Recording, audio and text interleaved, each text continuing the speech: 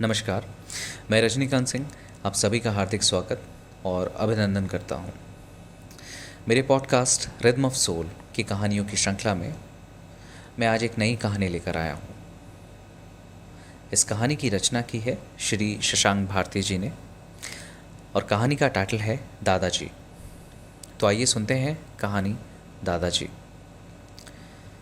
उनकी उम्र लगभग 65 साल थी तब। मैं 7 साल का था। उनका सबसे बड़ा चापलूस था।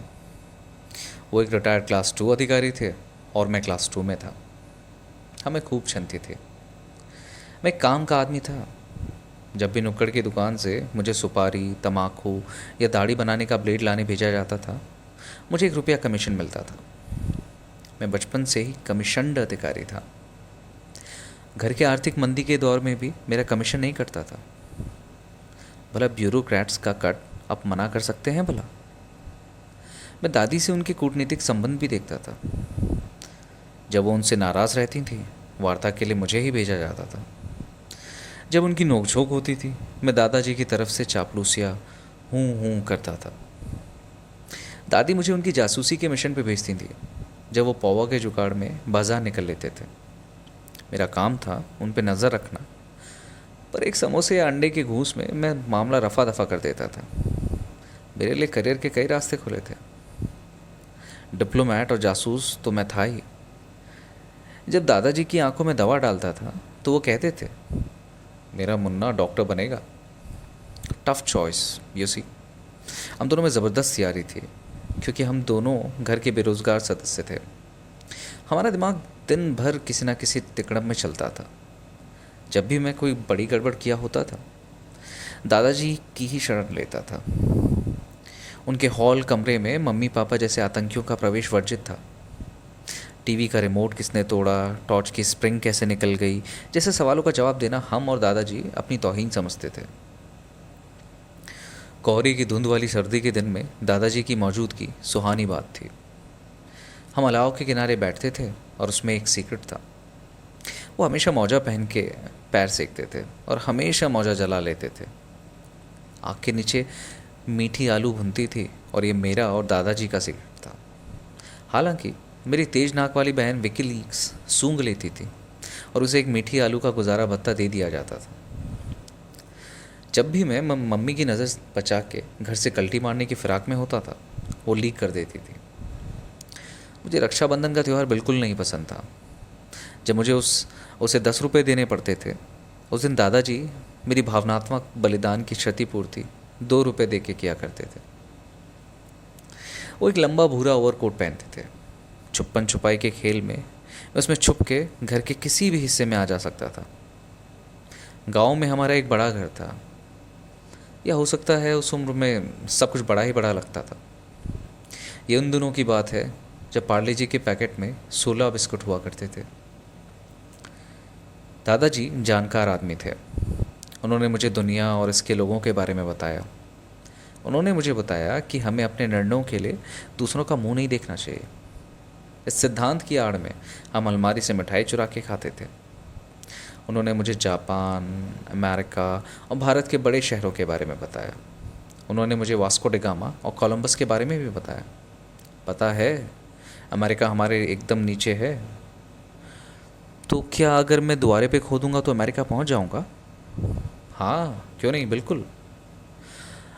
मेरे अमेरिका जाने का निश्चय किया।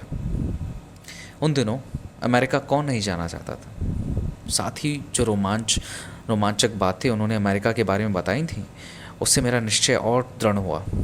मैं बड़ा हो रहा था। चींटियों की लंबी कतारें मुझे चकित नहीं करती थी। तितलियों में कुछ स्पेशल बचा नहीं था।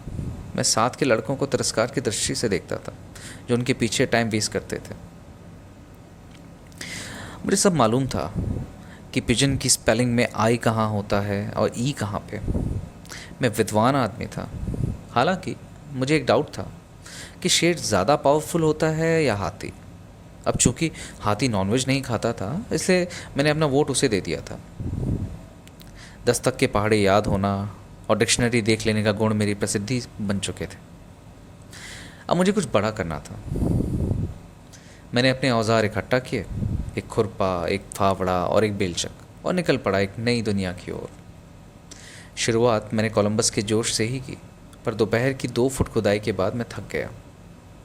पहले मैंने सोचा कि प्रोजेक्ट छोड़ दूं, पर कोलंबस ने छोड़ने नहीं दिया नहीं।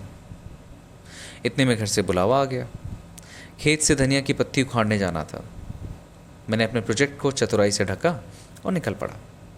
मैं सोच रहा था कि कैसे मैं अमेरिका की ज़मीन से बुल से निकल जाऊंगा और सब मुझे देख के चौंक जाएंगे। मैं वहाँ पे नया हीरो बन जाऊंगा। वापस आया तो विकीलीक्स माँ के साथ खड़ी थी। मेरी साझा उपक्रम की संधि उसने तोड़ दी थी। दादाजी घर पे थे नहीं। माँ ने नहीं बख्शा, ना मुझे ना कोलंबस को। मेरे लिए ज़्यादा बेइज्जती की बात मम्मी की वो उड़ती हुई चप्पल नहीं थी जिससे मैं बच गया था, बल्कि मेरी बहन की कुटीली मुस्कान थी। ये मेरे पुरुषत्व का अपमान था। मैं एक पल भी इस घर में नहीं रहूँगा जहाँ नए विचारों और इनोवेशन का सम्मान ना मिले। वो घर कोई घर नहीं है। मैंने घर छोड़ने का निश्चय किया। मैं इस घर को इसके हाल पर छोड़ देना चाहता हूँ। घर से नंगे पैर ही निकल पड़ा, पर सड़क गर्म थी इसलिए चप्पल पहने वापस आया। किसी ने नहीं रोका।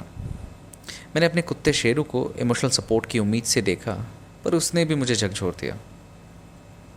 साला आजकल किसी के ख्यालों में खोया रहता है, जीभ निकाल के हाँफता रहता है, कुत्ता कहीं का। खेत और पुराना अस्पताल पार होकर अब मेन रोड पर आ गया था।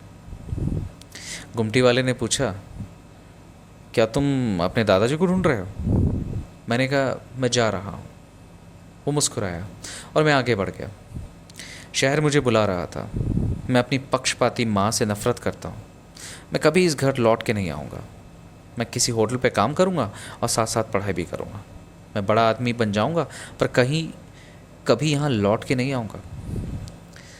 अच्छा, मैं एक बार लौट के आऊँगा इन्हें इनकी गलती का एहसास कराने। तब समझ में आएगा, क्या सब लोग मुझे ढूंढ रहे होंगे, सब मेरे लिए रो रहे होंगे। मैंने घर के सभी चेहरों को रोते हुए इमेजिन किया और ख़ुद भी रोने लगा, पर मैं आने जाने वालों से अपने आंसू छुपा लेता था। शाम हो गई है। मैंने अपनी चाल धीमी कर दी। घर से 1 किलोमीटर दूर आ गया था। अगर दादाजी आएंगे तो मैं उनसे बात भी नहीं करूँगा। उनके साथ वापस जाना सवाल ही नहीं है। मैं उनसे नफ़रत करता हूँ, उनसे कभी नहीं बात करूँगा। वो क्यों नहीं आए थे मुझे बचाने? वो ज़रूर मेरी बहन से मिले हुए होंगे, मुझे यकीन हो गया है।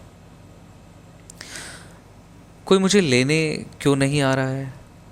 मैं इस पुलिया पे बैठ जाता हूँ। घर छोड़ने का मतलब लगातार चलते रहना नहीं है। अंधेरा हो गया। वो दूर से दादाजी आ रहे हैं क्या? कहीं नहीं, पर मैं तभी वापस आ सकता हूँ और ये सब बेइज्जती भूल सकता हूँ अगर वो वादा करें कि वो बहन को घर से निकाल देंगे। सिंपल और साफ बात है। फिर मुझे अपनी बहन पे दया आई। मैं सख्त था और दादाजी मोलभाव करते थे। जल्द ही एक अंडे और समोसे पे बात तय हुई, पर अभी तक किसी परिचित का दूर दराज तक नामो निशान नहीं था। दूर से एक आकृति साइकिल पर आती दिखी। अरे, ये तो दादाजी हैं। दौड़ के उनकी बाहों में कूद गया।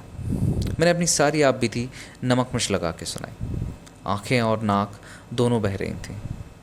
हाथ में पार्ले जी बिस्किट लिए आगे डंडे पे मैं राजा की तरह बैठ के लौटा। बहन दरवाजे पे खड़ी थी। बेवकूफ़ लड़की, तुम्हें क्या पता मैंने तुम पे कितना एहसान किया है। किसी ने नोटिस नहीं किया था कि मैं घर पे नहीं हूँ। शुक्रिया।